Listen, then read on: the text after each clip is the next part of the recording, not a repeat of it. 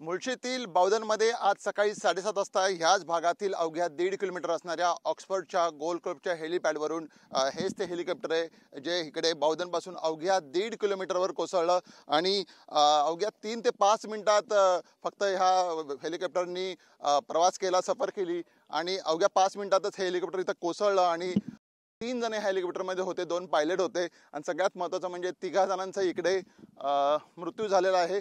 पूर्णपणे हे आपण बघू शकतो। मी कॅमेरामॅनला विनंती करतो की पूर्णपणे हेच ते हेलिकॉप्टर आहे जळून खाक झालेलं आहे आणि या तिन्ही ज्या शव होते त्यांचा शवविच्छेदनासाठी ते ससूरमध्ये नेण्यात आलेले आहेत। त्यामुळे 7:30 वाजता घटना घडली, 2 तासात सगळे हे ऑपरेशन झालेलं आहे। परंतु एक मोठी घटना घडलेली आहे। खरं तर गेल्याच महिन्यात ह्याच मुळशी तालुक्यातील ह्याच डोंगराळ परिसरात एक हेलिकॉप्टर कोसळलं होतं, पण सुदैवाने त्यातही 4 लोक होती, पण त्यातही एक जण जखमी झाला होता गंभीर, पण कोणी गेलं नव्हतं। पण आज हे हेलिकॉप्टर अवघ्या 1.5 किलोमीटरमध्ये कोसळलेलं आहे। त्यामुळे हे खरं तर धुक्यामुळे कोसळलं जरी असलं तरी तांत्रिक बिघाड असेल हे एक महत्त्वाचं कारण आहे। त्यामुळे एक मोठी घटना आज सकाळी इकडे मुळशीत घडलेली आहे आणि 3 जणांचा जीव गमवावा लागलेला आहे। संपूर्ण बघू शकतो आपण हेच ते हेलिकॉप्टर आहेत। त्याचा शेफ्टीगडचा भाग आपल्याला दिसतोय आणि जो मधला भाग आहे जिथं सगळे 3 जण बसले होते ते पूर्णपणे जळून खाक झालेलं आहे।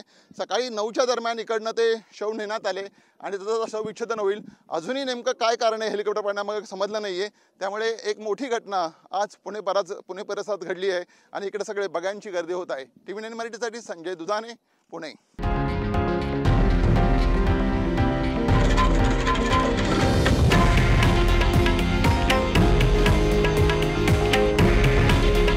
हे आहे देशातील नंबर 1 न्यूज नेटवर्क आणि आपण पाहत आहात TV9 मराठी। काळजी तुमची, हित महाराष्ट्राचं।